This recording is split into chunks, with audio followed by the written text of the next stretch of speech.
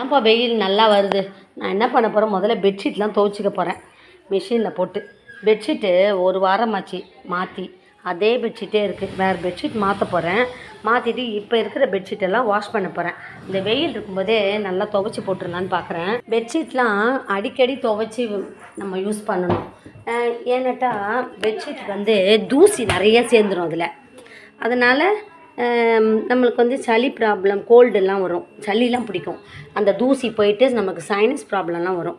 அதனால் பெட்ஷீட்டை மட்டும் இப்போ இதுக்குள்ளே எடுக்கல, சும்மா டஸ்ட்டு மாதிரி படியும். அதை வந்து நம்ம ப்ரீத் பண்ணோன்னா நமக்கு சளிலாம் பிடிக்கும். அதனால் பெட்ஷீட்டை மட்டும் நம்ம அடிக்கடி, அதை வந்து பெட்ஷீட் தானே, நைட்டு தானே எடுக்கிறோம், தேவையில்லை அப்படியே விட்டுறலான்ட்டு விடக்கூடாது.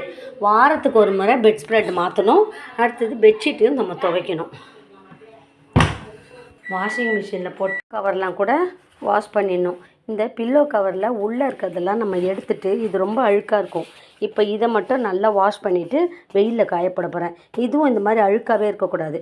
இப்போ இந்த உள்ளே இருக்க அழுக்கெல்லாம் இதன் மேலே அப்படியே வந்துடும், கவர் மேலே. அதனால் பில்லோ கவரும் மாற்றணும், பில்லோவையும் மாதத்துக்கு ஒரு நாள் நல்லா வெயிலில் போட்டு எடுக்கணும். இப்போ இதை மட்டும் நான் வாஷ் பண்ணுறது எப்படின்றத காட்டுறேன். பெட்ஷீட் தானே, தலைகாணி தானேன்ட்டு நம்ம அசால்ட்டாக விடக்கூடாது. இப்போ இந்த தலைகாணி மேலே கவரை நான் துவைக்க போட்டேன். உள்ளே வந்து எப்படி இருக்குது பாருங்கள். இப்படின்னா நம்மளுக்கு வந்து ப்ரீத் பண்ணும்போது இதனோட ஸ்மெல்லு நம்மளுக்கு போகக்கூடாது. அதனால் இதில் இருக்க தூசியெல்லாம் நம்மளுக்கு நம்ம ப்ரீத்திங் வழியாக போயிடும். அதனால் நான் வந்து இப்போ இதை எப்படி க்ளீன் பண்ணணுன்றதை காட்டுறேன். இப்போ இதை வந்து நம்ம மேலே நான் வந்து லைட்டாக வாஷிங் பவுடர் போட்டுக்கிறேன்.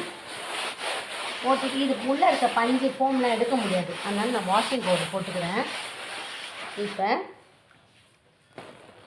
லைட்டாக தண்ணி தெளிச்சுக்கிறேன். இது அப்படியே நான் வெள்ளை கலரில் ஆகிடும். இது வந்து லைட்டாக தண்ணி தெளிச்சுக்கிறேன், ரொம்ப தண்ணி தெளிக்கிறேன்னா. அதுக்கப்புறம் நான் வந்து ஒரு பனியன் துணி வச்சு துடைச்சிக்கிறேன். இப்போ பாருங்கள், நான் வெயிலில் போய் வச்சுருவேன். ஏன்னா வெயில் காயுது பார்த்தீங்களா, அதனால் வெயிலில் போய் வச்சுருவேன்.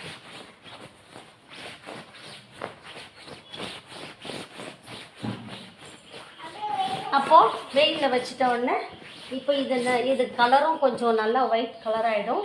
அடுத்தது இது மேலே இருக்க தூசிங்களும் போயிடும்.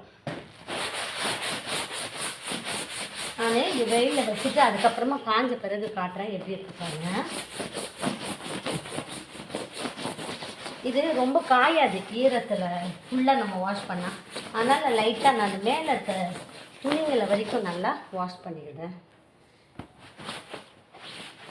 இப்போ இதுக்கு ஸ்மெல்லும் நல்லாயிருக்கும். நம்மளுக்கு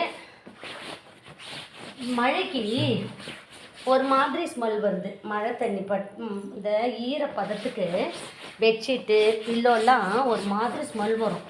அது வராமல் இருக்கிறதுக்கு நம்ம இந்த மாதிரிலாம் செய்து வச்சிடணும். இப்போ இது போய் நான் நல்லா வெயிலில் காய வச்சுருவேன்.